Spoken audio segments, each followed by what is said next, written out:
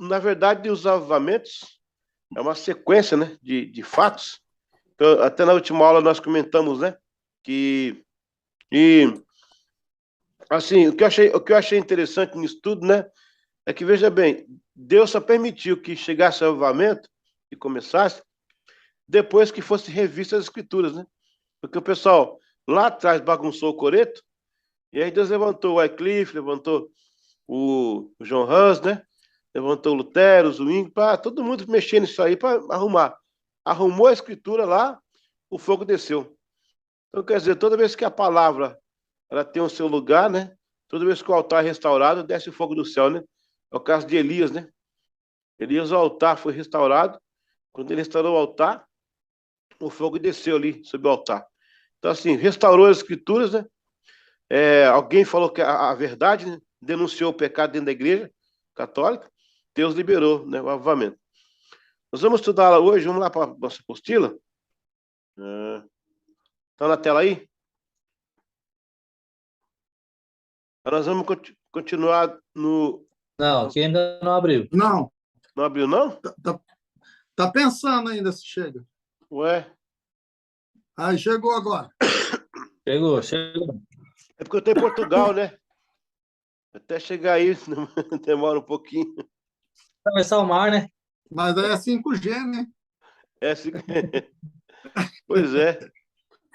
Então, nós fizemos aqui, ó. Nós começamos a estudar o movimento morável, né? Hoje a gente vai terminar ele para a gente entrar no outro avivamento. Avivamento morável, né? A parte 3, então. E essa lição não tem mais aquelas palavras soltas, tem só a frase para completar aí, né? Ok? Deixa eu aumentar aqui um pouquinho mais para ficar melhor para vocês verem aí.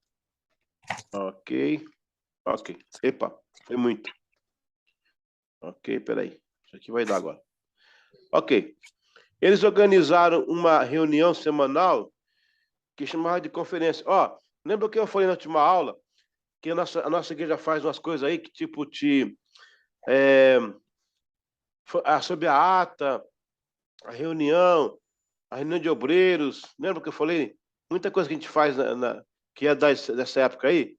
Aí também a conferência aí, ó, vai ter também as convenções que até então não tinha, né? Vai chamar de concílio, de conferência, de convenção. Eles organizaram uma reunião semanal de conferência para agradecer a Deus pelas respostas, listar os pedidos da semana. Seria o nosso culto né? Culto do propósito aí, né? Culto da restauração. As crianças também sentiam mover sobrenatural para orar. E era impossível ouvir suas súplicas infantis sem se emocionar. E, se profundamente tocado, uma testemunha ocular registrou o seguinte, ó: não posso explicar a causa do grande despertamento das crianças em Herhut de outra maneira, que não seja um maravilhoso derramamento do Espírito de Deus sobre a congregação reunida naquela ocasião. O sopro do Espírito, aí tem que completar aí, ó. O sopro do Espírito atingia naquele tempo jovens e velhos. Igualmente, o sopro do Espírito atingia naquele tempo jovens e velhos igualmente. Interessante, sabe, que eu já vi Deus tomar criança, sabe? Cheia de Espírito Santo, já vi. Agora, Satanás não endemonia criança. Eu nunca vi, pelo menos eu nunca vi. A diferença é que quando Deus usa a pessoa, Deus usa nas faculdades mentais. Quando é o Satanás, ele usa a pessoa, deixa ela em transe. É interessante isso. Por isso que eu não acho, eu não sei nem até como o pastor Cido vê isso, mas eu não acho bíblico aquelas pessoas ficar em transe, tipo, no culto, tá, tipo, caindo poder, né? A gente pula, canta, glorifica. Mas, tipo assim, a pessoa cair em transe, fica tremendo em transe. Eu não consigo acostumar com isso. Pode ser que eu esteja errado, né? Não vou julgar ninguém aqui, mas Deus não usa ninguém. Aqui lá está escrito assim, ó: o espírito é sujeito a profeta. Então a pessoa fica em transe lá, perde o rumo, fica meio fora do ar, a não ser que seja arrebatamento, né? Arrebatamento é diferente. Deus realmente tira a pessoa do corpo, né? Aí o espírito dela arrebata e fala com ela e tal. Mas ficar no chão tremendo é como se fosse possesso. Acho que não, eu não entendo bem. Eu já vi criança cheia do Espírito Santo, até assim, eu não vi falar em línguas, mas assim, chorando, muito tocada por Deus, bem, né? Nesse caso, a gente tem esse momento aí. Vai acontecer um caso desse aí, lá em Petrópolis, em 1967, numa reunião da Igreja Wesleyana, há uma ata que registra que Deus derramou uma unção sobre um monte de crianças, não sei qual é o número, mas que era uma unção tão grande que o culto parou e os adultos ficaram em volta vendo Deus mover as crianças. É uma coisa linda, rapaz, coisa linda. Acho que até porque Deus encontra na criança um coração limpo, né, gente? E Deus tem mais liberdade para atuar, né? Então, esse fenômeno aconteceu aí, nesse dia aí, em Herhut aí, com os moráveis, né? Depois de todo o processo, disseram, aprendemos a amar, Romanos 5:5. Na ocasião da primeira ceia da unidade, não houve manifestações especiais. Entretanto, mas houve um avivamento autêntico, confissão das culpas e reafirmação do amor uns com os outros. Então, essa Santa Ceia aí que estão falando, ela começou assim, o pessoal veio lá do abrigo, que eu tinha explicado semana passada, eles tinham brigado entre si, né, o pessoal lá por causa das denominações e tal. E aí o conde fez uma reunião de perdão entre eles. Foi essa Santa Ceia aí, ó, acho que foi dia 27 de agosto, se não me engano, de 1727, que o irmão levantou e começou a pedir perdão para o outro. Aí começou a pedir perdão para o outro, de repente o fogo do Senhor caiu naquela reunião. E aí começou um movimento que durou 100 anos de culto sem parar, né, com os irmãos moráveis. Meu Deus, desculpa aí, pessoal. Esses 3 tópicos contagiaram toda a circunvizinhança, né? Deus iniciou o mover autêntico da sua glória. Entre o grupo que posteriormente seria apelidado de os Irmãos Moráveis. Esse, sem dúvida, foi o dia do renascimento da Igreja dos Irmãos, a Unita Fratum. O pastor Cido, eu encontrei uma igreja Unita Fratum lá em Maringá. É? Ela tem o nome de Missionária de Ipiranga, o nome dela. Mas ela é desse povo dos Unita Fratum. Eu estive lá, falei com o pastor João Carlos. Eles são direto dos anabatistas. Se eu não me engano, é uma das únicas que tem lá em Maringá. Maringá é única, né? No Brasil tem muito, não. Veio do Zwingli, né? Veio direto do Zwingli. Muito legal. Eu fui lá, tirei foto, chorei com eles lá. Muito bonito. Foi um irmão que veio dos Estados Unidos e plantou a igreja lá.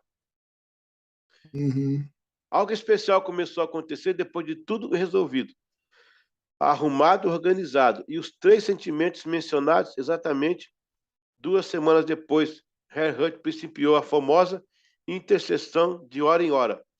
Esse sistema aqui, ó, de orar hora em hora, lá no concílio da Metodista, eles têm toda hora cheia, eles param para orar. Estão em reunião, conversando, dando relatório, aí toca um sino, todo mundo para, levanta a hora e continua. Então, esse é outro costume dos irmãos moravianos, né? Outro costume. Assim, durante 24 horas por dia, havia oração, e as horas foram distribuídas para cada irmão orar, e um círculo exato de período de intercessão. Essa reunião foi aquela considerada a mais longa da história, pois durou mais de 100 anos. Na verdade, 103 anos, né? Eu pastoreei uma igreja nos Estados Unidos que era da Unita Fratum, né? Não pastorei eles, né? Eu alugava o salão deles. Eles tinham lá uma luz no púlpito brilhando, aí já era com energia ligada. O pastor pediu no contrato para mim, não apaga essa luz. Se você apagar, vai quebrar uma sequência de 100 anos. Eles tinham um gerador também que gerava a luz se a luz apagasse. Que interessante, né? O despertamento eclodiu por 2 motivos. Os jovens solteiros a estudar juntos a Bíblia, geografia, medicina, línguas, etc., com o intuito de serem mais completos e mais úteis na obra do Senhor. Deus ouviu e viu tudo isso. Assim, a grande chamada, conhecida como Chamada Macedônica, aconteceu em meados de 1731. E, precisamente, em 1732, os moráveis criaram uma ordem de missões chamada Os Seguidores do Cordeiro. Desta forma, enviaram em 20 anos bem mais missionários que a igreja protestante da época, com seus 200 anos de idade.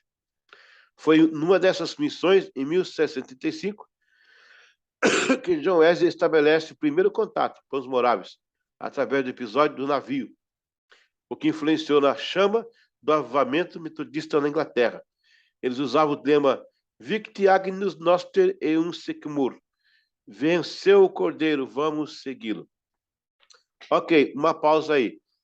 Esses moravianos, gente, eles ficavam ali na região do Herrhut, que hoje é a Alemanha, né? Eu tentei chegar lá, não consegui chegar lá, não tinha meio de transporte, eu tinha que ir de carro.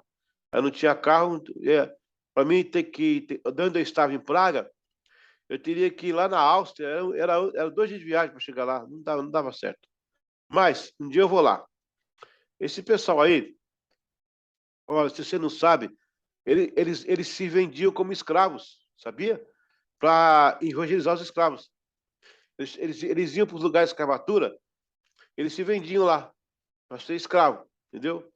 E aí entrava no meio dos escravos, o cara virava escravo, aí ele levava chicote, pancada, carregando as coisas, virava escravo. E evangelizavam, né? Eles enviaram, não sei quantas, muitas, eu não tenho aqui exato o número deles, né? Mas muitas missões ao redor do mundo, esse pessoal aí. No dia 18 de outubro de 1735, John Wesley estava a bordo do navio chamado The Simons, navio Simons, né? E aí, John Wesley era um jovem, ele tinha 32 anos, estava ele, o Charles Wesley, estava o Delamonte, o Oglethorpe, e aí o rei George da Inglaterra aí na época, ele mandou o John Wesley para ser capelão da nova colônia, que era a Geórgia, que a América tinha descoberto, né? Só que o John Wesley era aquele anglicano, tradicional, criado na igreja, conhecia a palavra, já era doutor, com 30 e poucos anos já era doutor, né? Só que aí no meio do mar, o que aconteceu? Veio uma tempestade no Atlântico ali, quebrou o mastro central, e aí o navio começou a ir à deriva. O Joé se desesperou, ele sentiu que ele não era salvo, ele sentiu que estava assim, sentiu medo da morte, né? Sentiu aquela insegurança. E aí ele ouviu o pessoal cantando um louvor, ele procurou o louvor, eram os irmãos moravianos, esses irmãos aí, ó. Aquela era a 12ª missão deles. E aí Joés entrou e viu aquele pessoal orando, cantando, né? O pau quebrando lá fora, o navio afundando, passando louvor a Deus.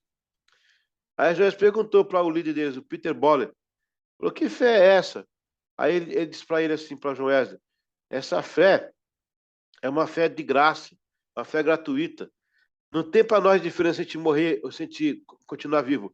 A gente somos do Senhor. Aí leu aquele texto, né? Somos do Senhor, se aqui vivamos ou morramos. E Joás pergunta, mas que fé é essa que vocês pregam? Porque que convicção é essa? Como é que você tem essa certeza dessa fé? Porque até então, John Wesley era um anglicano que seguia as regras de Trento, do Concílio de Trento, que o artigo 9, artigo 13º, né? Que a pessoa fazendo obras, caridade, ela estava garantindo a salvação dela.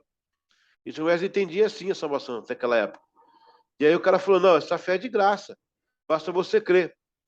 Aí esse pessoal, que são os moravianos, eles já eram da reforma luterana, porque a reforma luterana ela diz isso, né? O justo viverá pela fé. E nós, da Assembleia de Deus, também temos essa doutrina.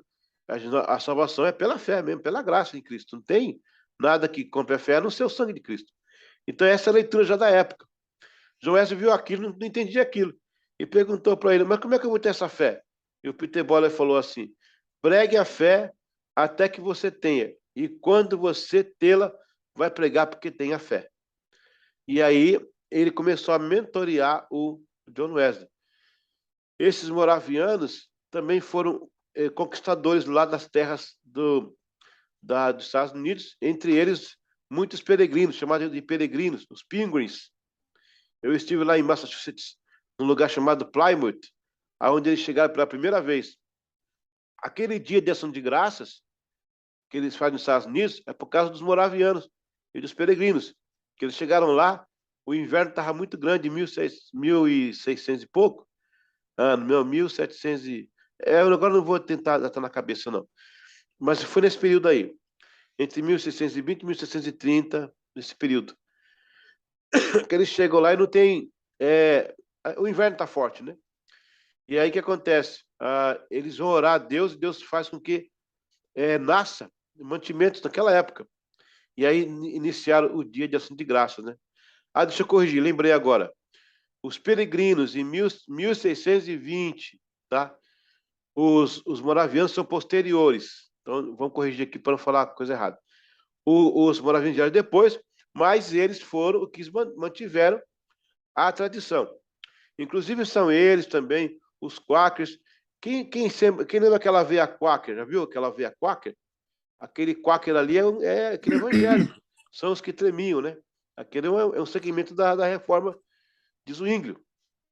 Então, assim, a gente termina aí o avivamento moraviano. Alguma pergunta aí desse avivamento, irmãos? Alguma colocação? Glória a Deus. Não, né? Então, vamos prosseguir aqui.